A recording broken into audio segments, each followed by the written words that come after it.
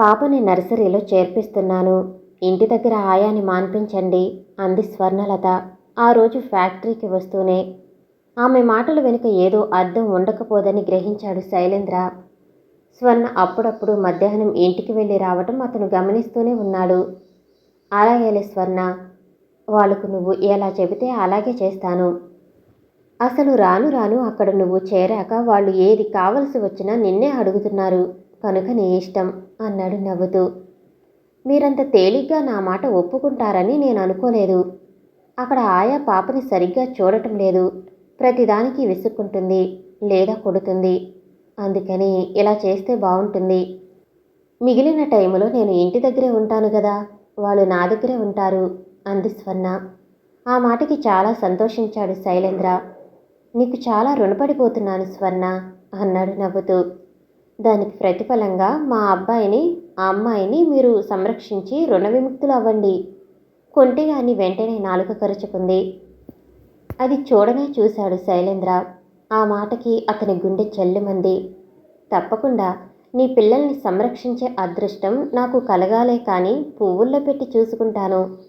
ఆమెకి దగ్గరగా వచ్చి అనురాగం అంతా వెల్లివిరుస్తుండగా అన్నాడు శైలేంద్ర. స్వర్ణ సిగ్గుతో తల వంచుకుని ఒకసారి అతని కేసి సోగగా చూసింది. ఆ చూపులోని మాధుర్యానికి ముగ్ధుడైపోయాడు శైలేంద్ర. ఫ్యాను గాలికి ఆమె బయట కొంగు ఎగిరి అతనిపై పడింది. చటుక్కున అందుకుని స్వర్ణ అంటూ మత్తుగా పిలిచాడు. ఆ పిలుపులోని మమతకు మైమరుపు కలిగింది స్వర్ణకి. వదలండి, ఎవరైనా చూస్తారు అంది గోముగా అతని కళ్ళల్లోకి చూస్తూ. శైలేంద్ర మెల్లగా వదిలాడు. శైలేంద్ర తనని ప్రేమిస్తున్నాడా? ఆ మాట అనుకోగానే ఒడలు పులకరించింది స్వర్ణలతకి. స్వర్ణ లేనిదే నేను ఉండలేను అని గట్టి నిర్ణయం చేసుకున్నాడు శైలేంద్ర. స్వర్ణలత పాపను నర్సరీలో చేర్పించింది. ఆయాని మాన్పించింది. ఇంటి దగ్గర తనే చెబుతుంది కాసేపు పాఠాలు అక్షరాలు. తెలుగు మాట్లాడటం కూడా కాస్త కాస్త వస్తుంది గోపి బెట్టెలకి. పిల్లలు తెలుగు మాట్లాడుతుండే ముందు ఆశ్చర్యపోయి తర్వాత ఆనందం ఉప్పొరిగొన్నాయి శైలేంద్రకి. ఇదంతా స్వర్ణలత మహత్యమేనని చక్కగా గ్రహించాడు కూడా. International scooters corporation of India పని చురుకుగా సాగి నిలబడిపోయిందనే చెప్పవచ్చు. దీనికి ఎక్కువ కృషి చేస్తున్నది కూడా స్వర్ణలతే అన్న విషయం ఆ ఫ్యాక్టరీ కార్మికులకు అందరికీ తెలుసు. ఆమె అంటే ఆ ఫ్యాక్టరీలోని ప్రతి వ్యక్తికి ప్రాణమే. ఏది చెప్పినా శ్రద్ధగా విని అన్ని క్షణాల మీద ఏర్పాటు చేస్తుంది. ఆమెకు ఎంత పలుకుబడి ఉందో శైలేంద్రకి కూడా తెలుసు. దానికి శైలేంద్ర ఏనాడు బాధపడలేదు సరికదా, పొంగిపోయాడు. పైగా తనకే ఆమె ఆరాధ్య దైవం. తనకి ఆమె లేందే అసలు జరగదు కూడా. గోపి బెట్టేలు భోజనం కూడా స్వర్ణలత దగ్గరే తినటం ప్రారంభించారు.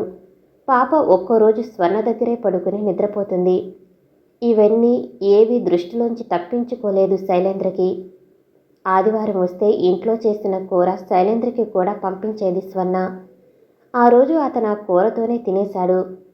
స్వర్ణ, నా అర్ధాంగివయ్యి నాకు ఇలాంటి అమృతమైన భోజనం రోజు తినిపించరాదా అనుకునేవాడు మనసులో. క్రమక్రమంగా రోజు కూడా రాత్రులు కూరలు అవి శైలేంద్రకి గిన్నెతో పంపటం అలవాటైంది. నిజంగా స్వర్ణ చక్కగా వంట చేస్తుంది అని మెచ్చుకునేవాడు మనసులో. బాబు పాప స్వర్ణలత పోషణలో చక్కగా ఒళ్ళు చేశారు. ఆ రోజు రాత్రి 9 దాటినా పిల్లలిద్దరూ ఇంటికి రాలేదు. శైలేంద్రకి నిద్ర వస్తుంటే పిల్లల్ని తీసుకువద్దామని స్వర్ణలత గది గుమ్మం దగ్గరికి వచ్చాడు. పిల్లలిద్దరూ ఆమె పక్కన పడుకుని నిద్రపోతున్నారు. మధ్య ఆమె పడుకుని పుస్తకం చదువుకుంటుంది. అది చూసి కన్నతల్లి కూడా ఇంత చేరువవదు పిల్లలకి. రేబేకా స్వేచ్ఛ కావాలి అంటూ పిల్లల్ని విడిగానే ఉంచేది అనుకుంటూ. స్వర్ణ మెల్లగా పిలిచాడు శైలేంద్ర. ఉలిక్కిపడి పుస్తకం మూసి గబాలున లేచింది. నిద్రపోయారా పిల్లలు నవ్వుతూ అడిగాడు. అవునన్నట్టు తాళాడించి బాబును లేపింది. కానీ లేవలేదు. మీరు బాబుని ఎత్తుకుని తీసుకువెళ్ళండి, నేను పాపను తీసుకువస్తాను అంది. శైలేంద్ర అలాగే బాబుని తీసుకుని బయలుదేరాడు. వెనకే వచ్చింది స్వర్ణ పాపని ఎత్తుకుని. బాబుని మంచం మీద అతను పడుకోబెట్టాక పాపని పడుకోబెట్టి ముందుకు పడిన జడను వెనక్కి వేసుకుంది. శైలేంద్ర ఆమె వంకే రెప్పవేయకుండా చూడసాగాడు. పాపని పడుకోబెడుతుంటే జారిన పమిటని సరిచేసుకుంటున్న స్వర్ణలత ఆ క్షణంలో అతనికి రతీదేవిలా కనిపించింది. అతనిలో ఏదో ఆవేశం, ఆమెని కౌగిలిలో నలిపివేయాలన్న కాంక్ష ఉవ్వెత్తుగా రాసాగాయి. ఇంటర్నేషనల్ స్కూటర్స్ కార్పొరేషన్ ఆఫ్ ఇండియాలో కొన్ని పార్టులు మాత్రమే బెర్లిన్లోని గెటిసేబర్గ్ మోటార్స్ నుంచి తెప్పిస్తూ మిగిలినవన్నీ తనే డిజైన్ చేసి విజయవాడలోనే ఉత్పత్తి చేస్తున్నాడు శైలేంద్ర. రాష్ట్రంలోని అన్ని జిల్లాలు, ముఖ్య పట్టణాల్లోనూ ఏజెంట్లని నియమించాడు. తమకి డైరెక్టుగా స్కూటర్లు సప్లై చేయవలసిందని కోరుతూ కొన్ని వందల మంది దరఖాస్తులు పెట్టుకుని నిర్దిష్ట నిబంధనల ప్రకారం డిపాజిట్లు చెల్లించారు. శైలేంద్ర కోరికపై మొదటి స్కూటర్ను స్వర్ణలతే విడుదల చేసింది. స్కూటర్లకు స్వర్ణ అనే పేరు పెట్టాడు శైలేంద్ర. ఆనాడు పట్టణంలోని ప్రముఖులను, పత్రికల వాళ్లను అందరినీ పిలిచి తేనీటి విందు చేశాడు. దానికి అలా చేద్దామనే సూచన కూడా స్వర్ణలతదే. అయితే స్కూటర్లకి స్వర్ణ పేరు పెడతాడని ఏమాత్రం ఊహించలేదామె. స్వర్ణలతకి తన పేరు పెట్టగానే ఎంత సంతోషం కలిగిందో చెప్పలేము. అది చూసి తృప్తిగా నిట్టూర్చాడు శైలేంద్ర. అతనికి కావాల్సింది అదే. ఆనాడు కార్మికులంతా స్వర్ణలతాదేవికి, శైలేంద్రకి అభినందనలు తెలుపుతూ ఫ్యాక్టరీ ఆవరణంతా మార్మోగేటట్లు హర్షధ్వానాలు చేస్తే మల్లెమొగ్గైపోయింది స్వర్ణలత. తొలి స్కూటర్ కొన్న యువకుడు ఫణీంద్ర మోహన్ స్థానిక టైర్ల కంపెనీ మేనేజరు. అతడు తన స్కూటర్ మీద ముందు ఆవరణలోనే స్వారీ చేసి excellent, very smooth, running, comfortable అని మెచ్చుకుంటుంటే స్వర్ణలత ముఖం మతాబులా వెలిగిపోయింది. వరుసగా 24 మంది తమ స్కూటర్లను అందుకుని వెళ్ళిపోయారు. క్రమక్రమంలో విజయవాడ ప్రజలు గర్వించదగ్గ కంపెనీ ఇన్నాళ్లకు ఏర్పడింది. స్కూటర్ ధర కూడా అందుబాటులో ఉంది. కొన్ని వందల మందికి జీవనోపాధి కల్పించింది అని అంతా ప్రశంసిస్తుంటే శైలేంద్ర కంటే ఎక్కువ సంతోషించింది స్వర్ణలత.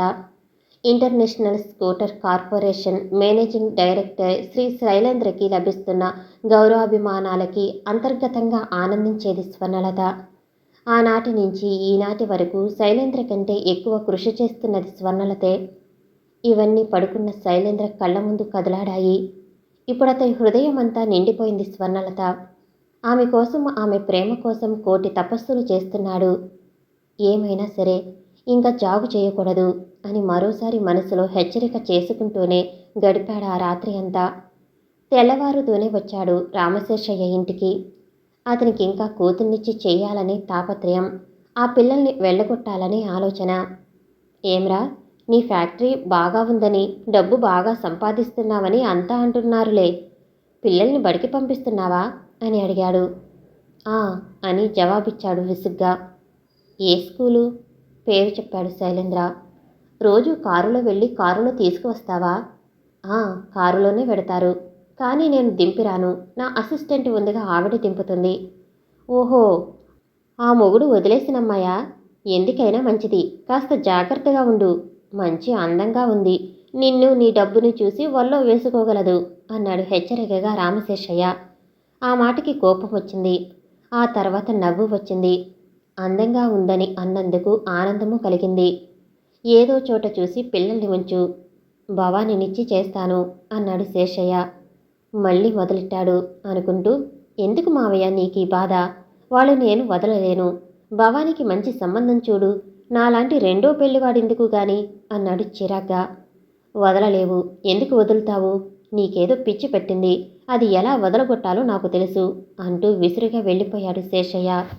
ఏడిసావలే, తాటాకు చప్పుళ్లకు కుందేళ్లు బెదరవు అనుకుంటూ లోపలికి వెళ్ళిపోయాడు శైలేంద్ర. మధ్యాహ్నం పోస్టులో ఇంటి నుంచి వచ్చిన లెటర్ చదువుకుంటుంది స్వర్ణలత. ఏమిటి, ఇంటి నుంచి ఉత్తరం వచ్చేసరికి మేమంతా గుర్తు వచ్చినట్టులేము అంటూ కొంటెగా దగ్గరికి వచ్చాడు శైలేంద్ర. ఏమీ లేదండి, ఏవో మామూలు విషయాలే. మా నాన్నగారికి ఏమీ పని లేదు, అక్కడో సంబంధం ఎక్కడో సంబంధం చూస్తూ ఉంటారు అంటూ డ్రాయర్లో పడేసింది ఉత్తరాన్ని. ఆ మాటకి పచ్చి వెలక్కాయ గొంతులో పడినట్టయింది శైలేంద్రకి. ఆమె చెక్కింగ్కి వెళ్ళినప్పుడు డ్రాయరు లాగి ఆమె ఉత్తరం తీసి చదివాడు. ఆ అమ్మాయి స్వర్ణకి మీ నాన్న ఆశీర్వదించి వ్రాయునది. రేపు 6వ తారీఖు నీ పుట్టినరోజు, ఇక్కడికి రావాల్సింది. ఇక్కడ సంబంధం ఒకరు నిన్ను చూసుకోవాలని ఉబలాట పడుతున్నారు. నీవు వస్తే అన్ని విషయాలు మాట్లాడుకోవచ్చు. ఆదివారం కూడా కలిసి వచ్చింది, కావున తప్పకరా. చీర కొనుక్కో, మర్చిపోకు. ఇట్లు మీ నాన్న నరసింహారావు. ఉత్తరం చదివి మళ్ళీ అందులో పడేశాడు ఏమీ ఎరగనట్టు. రేపే 6వ తారీఖు, ఆదివారం కూడా రేపే. స్వర్ణలత మామూలుగానే వచ్చి తన పనిలో నిమగ్నమయ్యింది.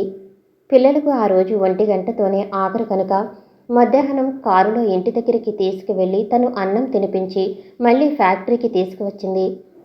సాయంత్రం పని అయిపోగానే పర్సులో డబ్బు తీసుకుని, నేను బజారుకి వెళ్ళి రావాలి, మీరు పిల్లల్ని ఇంటికి తీసుకువెడతారా అని అడిగింది స్వర్ణ. దేనికి అని అడిగాడు నవ్వుతూ. షాపింగ్కి, చీర కొనుక్కోవటానికి అని వెంటనే గ్రహించాడు. వెళ్ళు, వాళ్ళతో చెప్పి వెళ్ళు, మళ్ళీ గొడవ చేయకుండా. బాబుని పాపని పిలిచి, మీరు నాన్నగారితో వెళ్ళిపోండి, నేను బజారుకి వెళ్ళి వస్తాను అని చెప్పింది.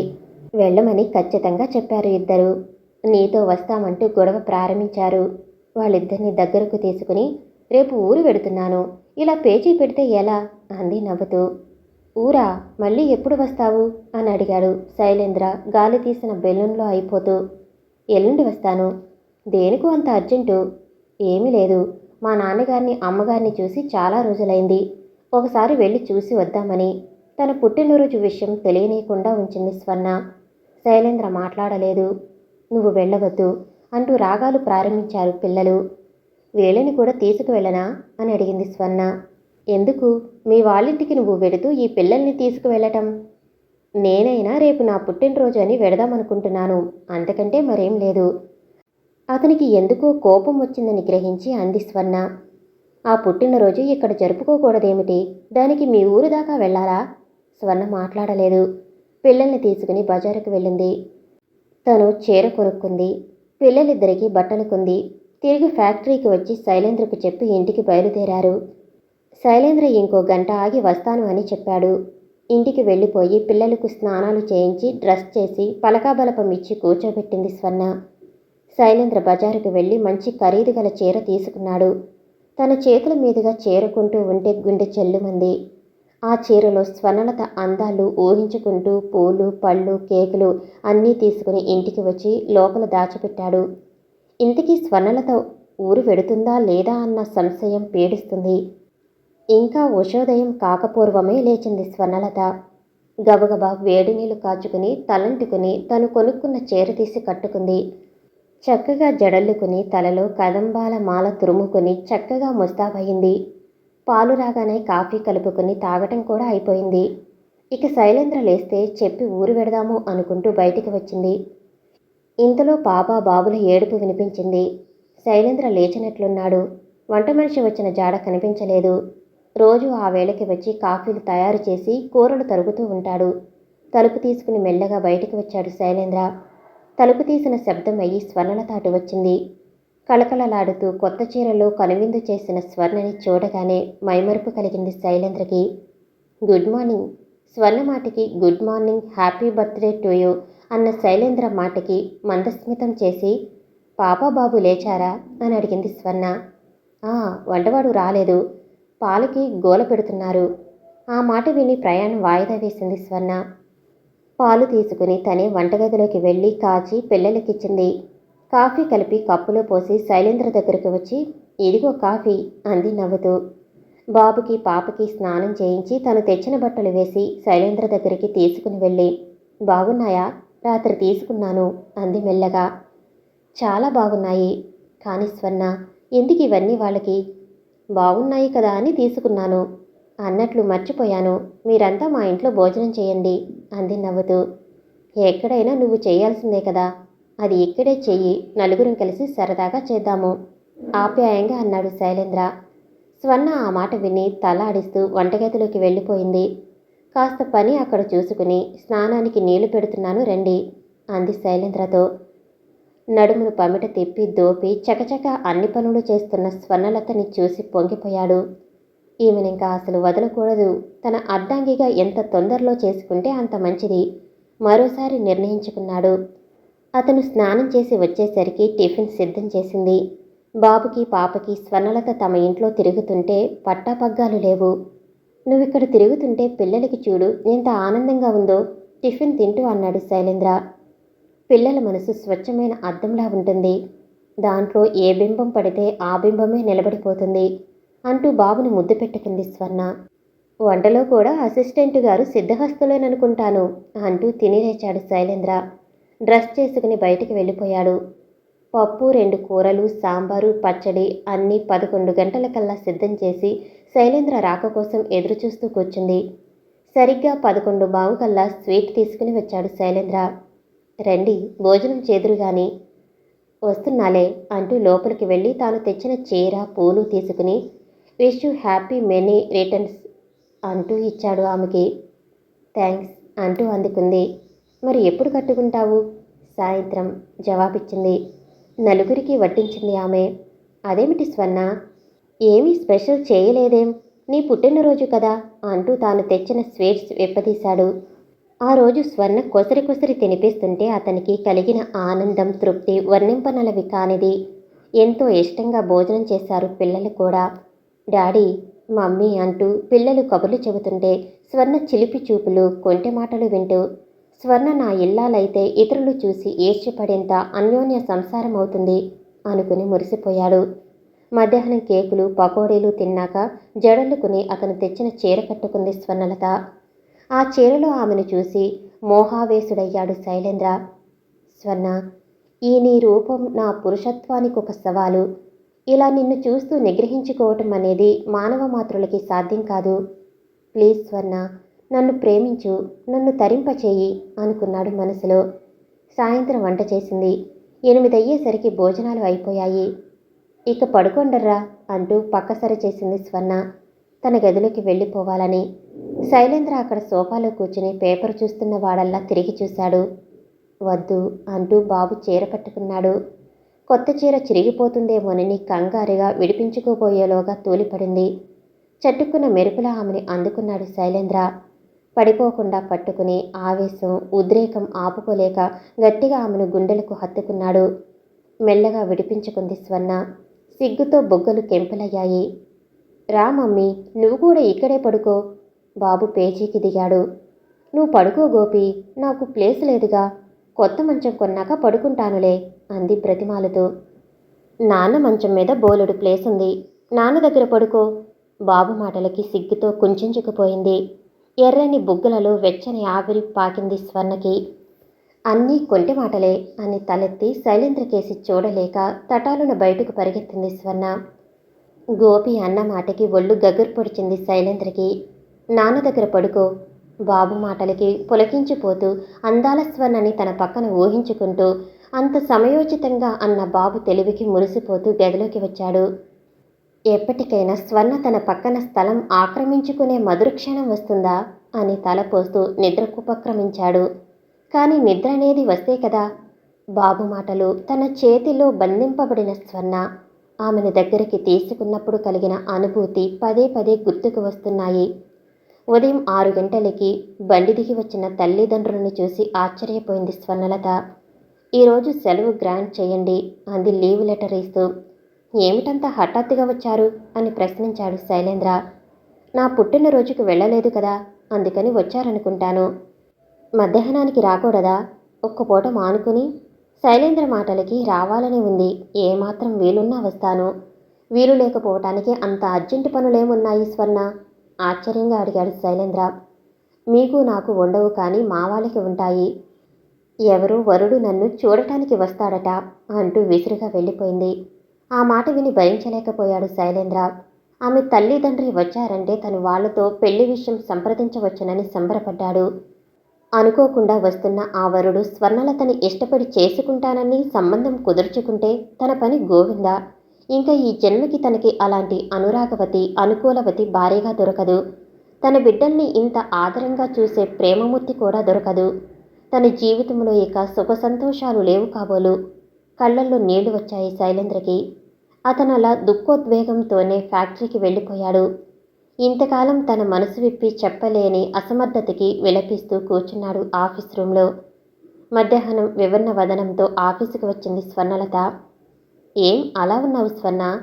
పెళ్లివారు వచ్చారా? గుండెలు అదిరిపోతుంటే అడిగాడు శైలేంద్ర. వచ్చారు, ముభావంగా జవాబిచ్చింది. అతనేదో అడగబోయాడు. అంతలో స్ప్రింగ్ డోర్ తెరుచుకుని వచ్చిన వ్యక్తిని చూసి టక్కున ఆపేశాడు మాటలు. ఈయన మా నాన్నగారు అంటూ పరిచయం చేసింది స్వర్ణ.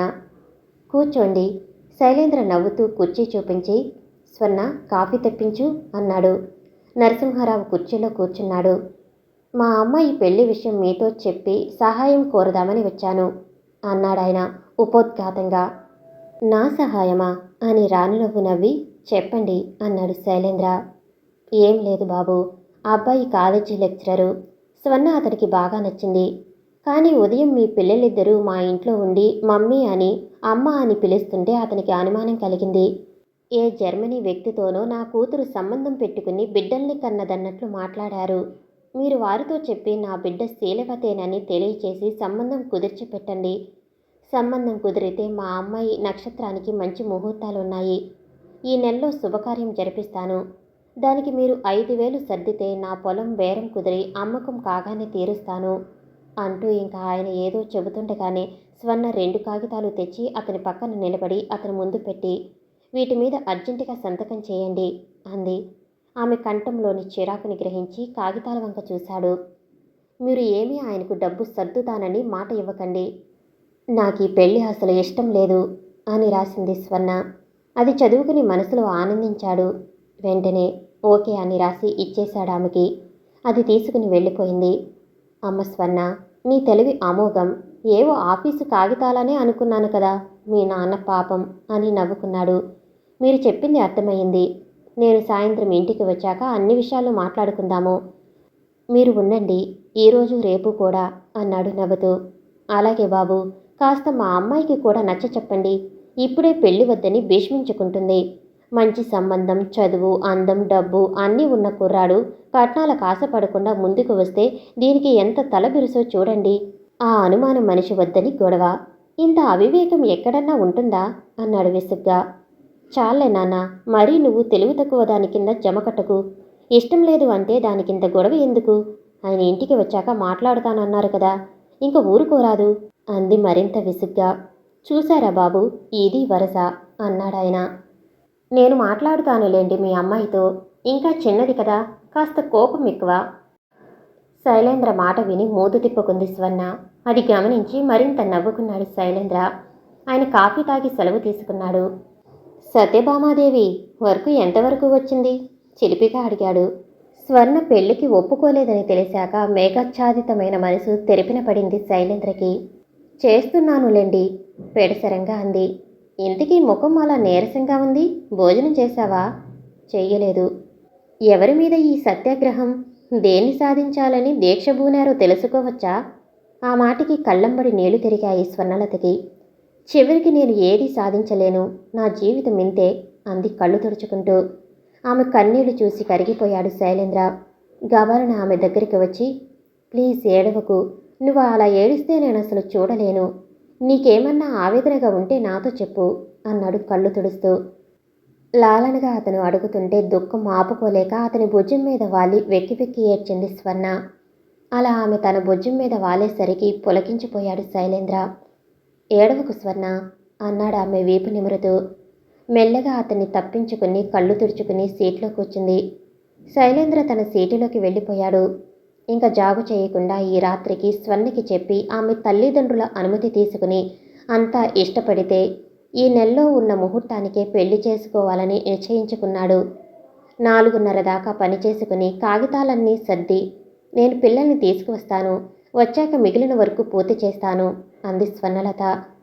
అలాగే మనం కొన్ని విషయాలు మాట్లాడుకోవాలి ఇక్కడ, త్వరగా వచ్చేస్తావుగా అన్నాడు శైలేంద్ర ఆప్యాయంగా ఆమె కళ్ళల్లోకి చూస్తూ. వచ్చేస్తాను. ఎంతసేపు? పావుగంట పనేగా అంటూ నవ్వి కారులో కూర్చుంది. మరో 5 నిమిషాల్లో కారు స్కూలు దగ్గరికి వచ్చింది. స్కూలు వదిలారు. గేటు దగ్గర నిలబడే పిల్లలు కనిపించలేదు. కాస్త ఆశ్చర్యంగానే కారు దిగి స్కూలు ఆవరణంతా వెతికి లోపలికి వచ్చింది. క్లాస్ రూమ్లన్నీ ఖాళీగా ఉన్నాయి. మా పిల్లలు ఏరి అని అడిగింది కనబడిన వాళ్ళందరినీ ఆదుర్దాగా. ఇప్పుడే కారులో వెళ్ళారండి. ఎవరిదో సమాధానం వినేసరికి ముచ్చెమటలు పోసుకువచ్చాయి.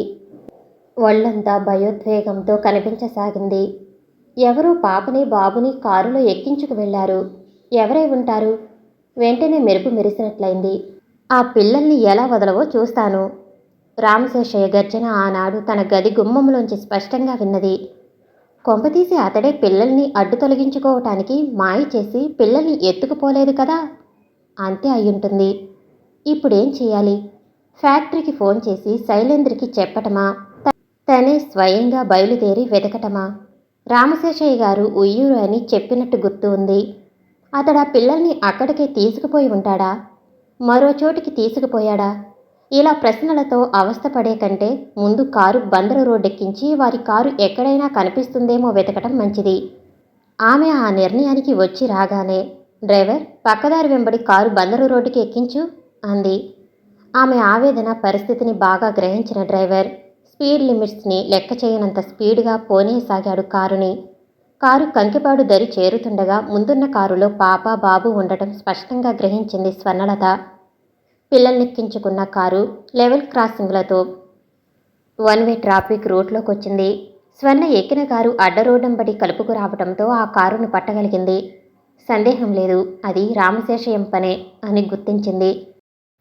కంకిపాడు సినిమా థియేటర్ చూడగానే కారు ఆపించి మెరుపులా కిందికి దిగింది స్వర్ణలత. పావుగంటలో రావాల్సిన పాప, బాబు, స్వర్ణ ఇంకా రాలేదేం అని కాస్త కంగారు పడుతున్నాడు శైలేంద్ర వాచి చూసుకుంటూ. దగ్గర 3/4 గంట కావస్తుంది అనుకున్నాడు. ఇంటికి వెళ్ళిపోయారా అని సందేహించాడు కూడా. ఇంతలో ఫోన్ మ్రోగింది.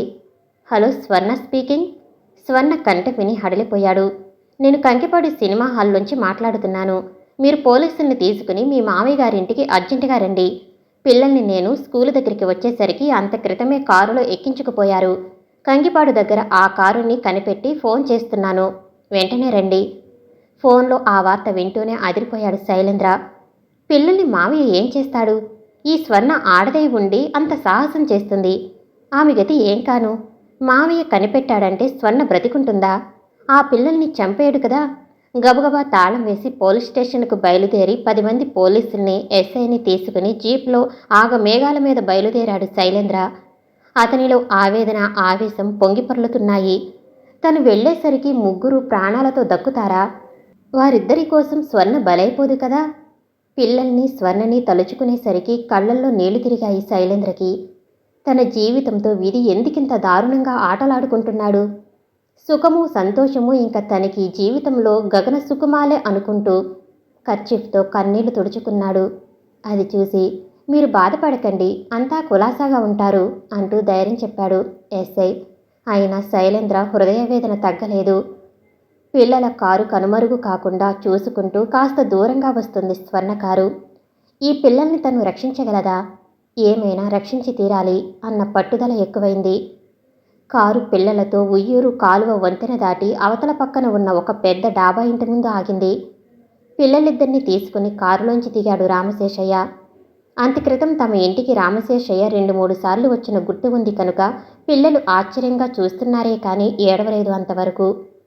కారు వీళ్ళు దిగగానే వెళ్ళిపోయింది. బహుశా అది టాక్సీ సెంటర్ కారని వెంటనే గ్రహించింది స్వర్ణ. పిల్లలిద్దరినీ లోపలికి ఈడ్చుకుపోయి, భవానీ, వీళ్ళకి రాత్రికి భోజనంలో ఎండ్రిన్ కలిపి పడేయి.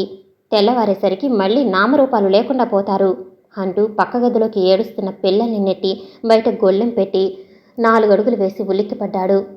ఎదురుగా స్వర్ణలత. ఇది ఇలా దాపరించింది. కిటికీలోంచి స్వర్ణని చూడగానే ప్రాణం లేచి వచ్చినట్లయి పిల్లలు మమ్మీ మమ్మీ అంటూ ఏడవసాగారు. ఎందుకా పిల్లల్ని గదిలో పెట్టి గొళ్ళెం వేశావు? తీయి ముందు, నిప్పులు కురిపిస్తూ అంది స్వర్ణ. ఎందుకా?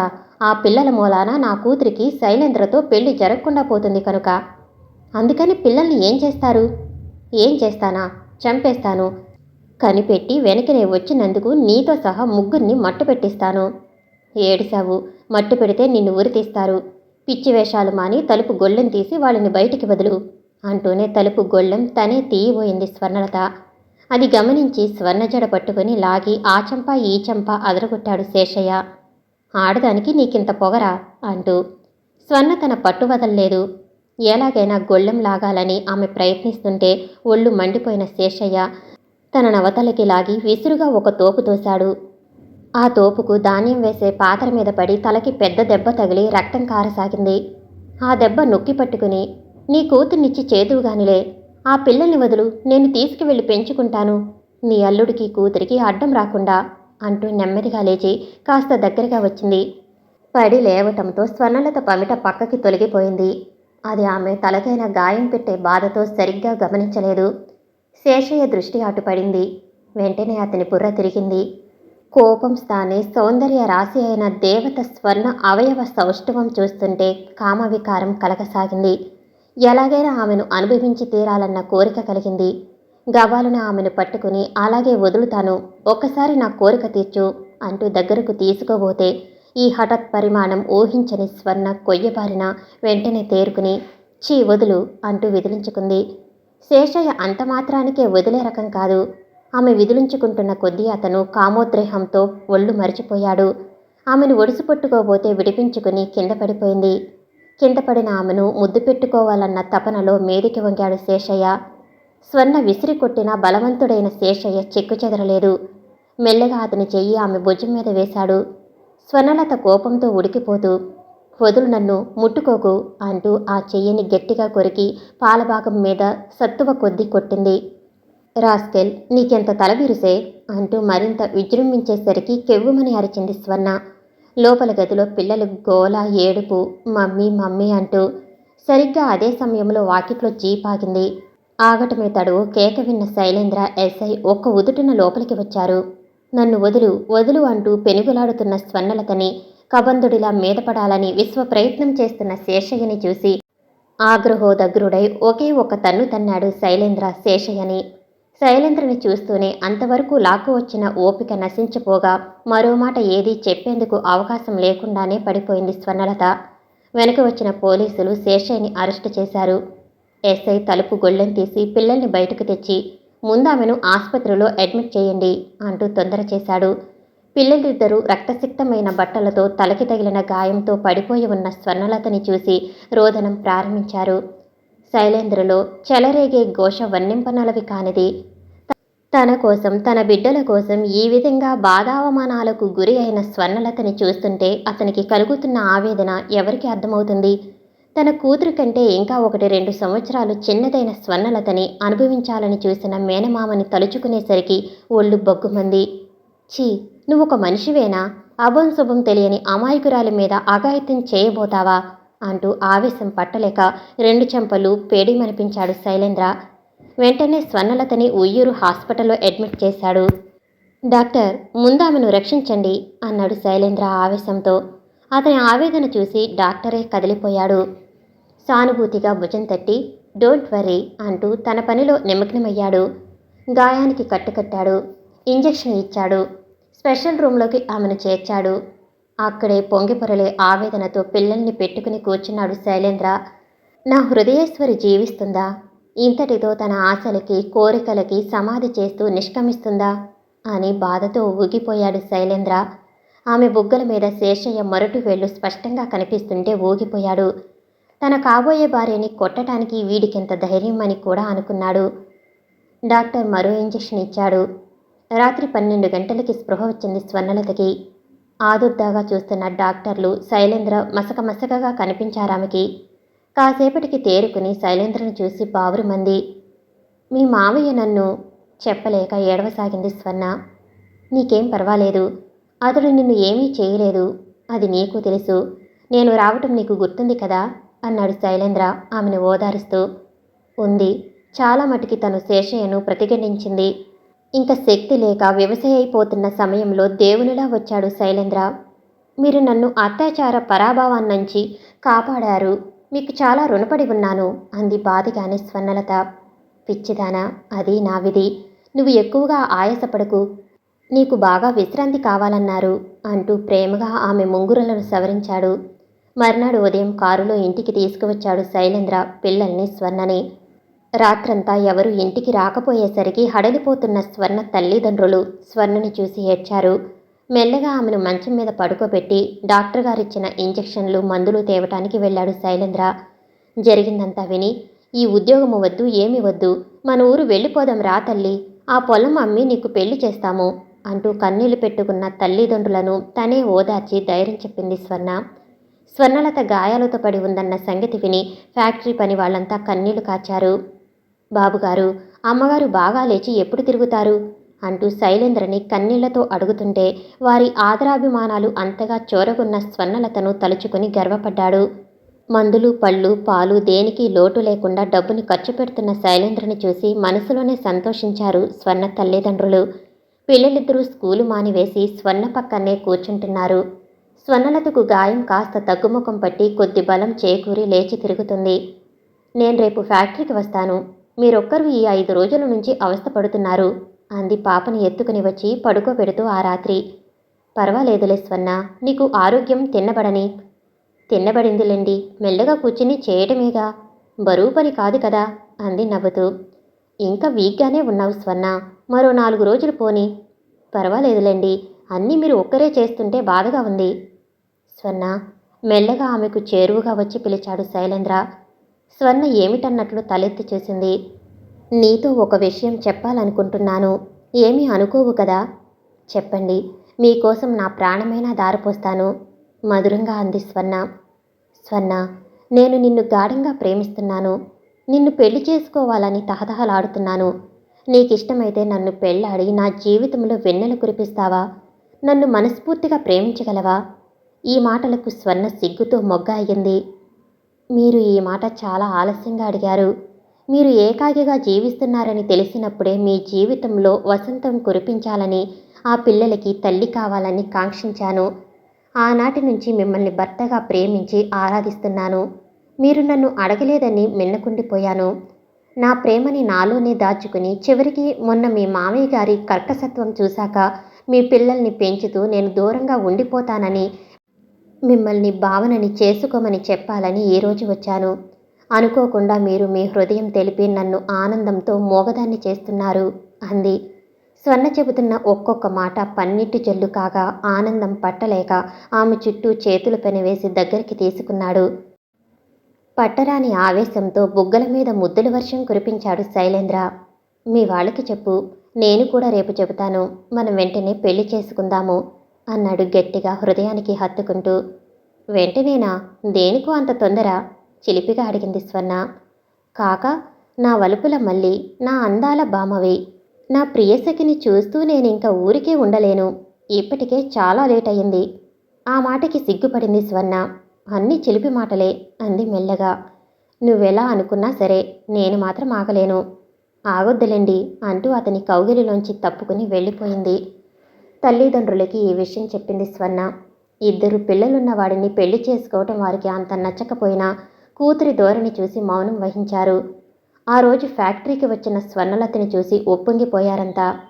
వారందరికీ ముకులిత హస్తాలతో జవాబు చెప్పింది స్వర్ణ. ఆమె కళ్ళు చెమ్మగిల్లాయి వారిని చూసేసరికి. ఈ ఏడు మనకి నువ్వన్నట్టు లాభాలే కనిపిస్తున్నాయి. 1000 రూపాయల జీతం నీకివ్వక తప్పదనుకుంటాను పుస్తకాలు చూస్తూ అన్నాడు శైలేంద్ర కొంటెగా. ఇప్పుడు అక్కర్లేదులేండి అంది నవ్వుతూ స్వర్ణ. ఎందుకనో అంత జాలి?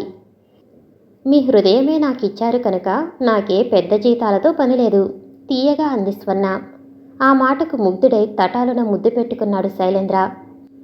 ఇలాంటి కొంటి పనులు చేస్తారని తెలిస్తే అసలు అనకపోదును చిరు కోపంగా అంది స్వర్ణ. కొంటె అమ్మాయికి కొంటి పనులే జవాబు. సుమారు ఎంత లాభం వచ్చేది గ్రహించింది స్వర్ణ. మనం 2 నెలల జీతం బోనస్ ఇద్దాం అంది స్వర్ణ. నీ ఇష్టం, నీ మాట నేనెప్పుడు కాదన్నాను గనక.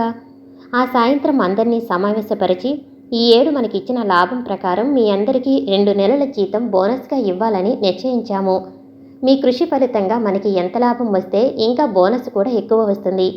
ఈ సంవత్సరం కంటే పై సంవత్సరంలో ఎక్కువ లాభం వస్తే 3 నెలలది ఇవ్వటం జరుగుతుంది. తక్కువ కాకుండా కంపెనీ నష్టపడకుండా ఉండాలని మనం కోరుకుందాం.